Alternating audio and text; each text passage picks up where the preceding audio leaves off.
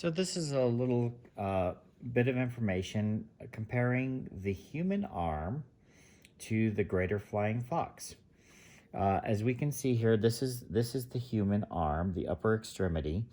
This would be the arm, or in this particular case, the wing of the greater flying fox. Uh, it is the largest of the mammalian bats. So this particular section right in here, this is the humerus. And this section right in here, this is also the humerus. This is the humerus of the greater flying fox. So as you can see, the structure is relatively the same. Right here is the olecranon. That is the back of the elbow. Here we have the olecranon, and that is the back of the elbow, and that is the top portion of the ulna.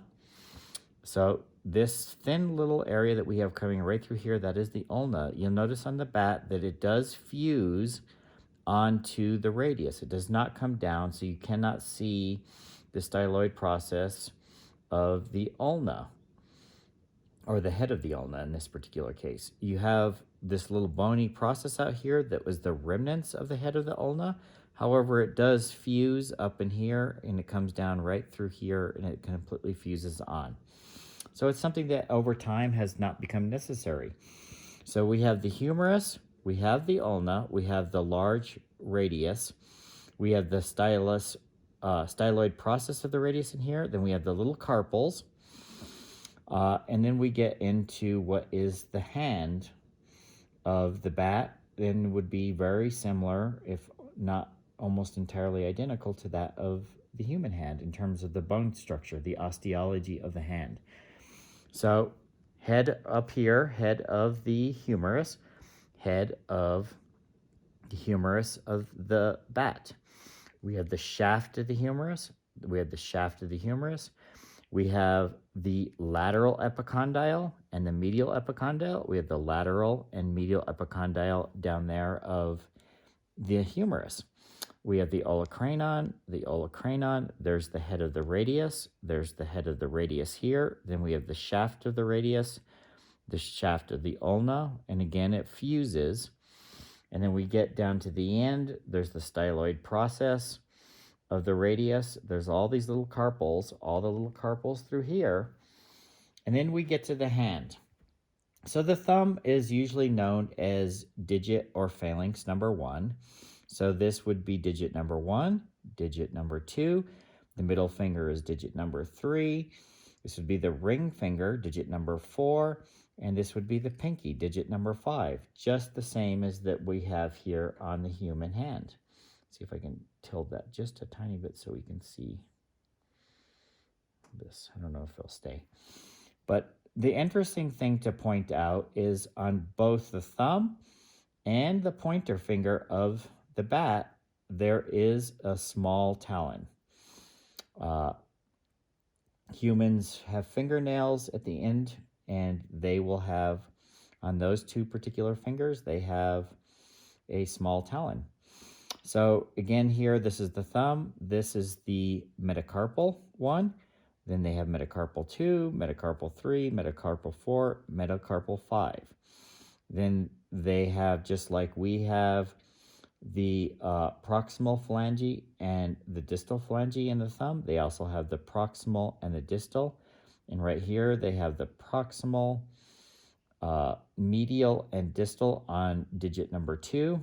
And see, we have metacarpal, then we have proximal, medial, and distal phalange on digit number 2. Digit number 3, they have the same. They have proximal, medial, and distal, and same with the ring finger and the pinky. So it's quite fascinating that basically, if you think proportion-wise, their hands are larger than their entire body, whereas our hands are basically the same size as our face. If their hand was the same size of that of the head of the greater flying fox, they would not be able to fly.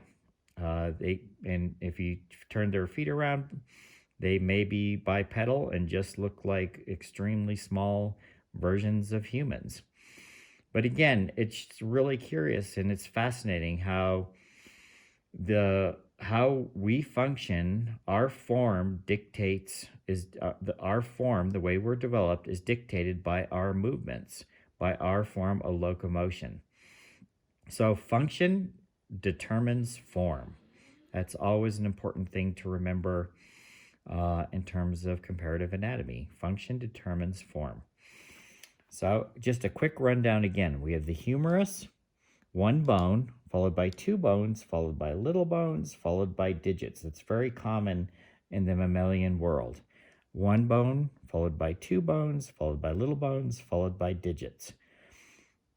Humerus, radius, ulna, carpals, metacarpals, and phalanges.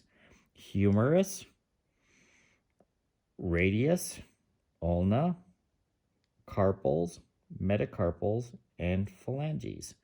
So that's the comparative anatomy and the similarities between two completely different mammalian species. Again, remember the bats are the only mammalian species that has the ability to fly. There are a couple of animals that have the capacity and ability to glide. They can jump from trees or high areas and they can glide around, but they cannot actually fly. Bats do have the capacity to fly. So that's a little comparative anatomy showing the significance of the upper extremity and comparison between the human anatomy and that of the greater flying fox. I hope you enjoyed this and found this fascinating. Thank you.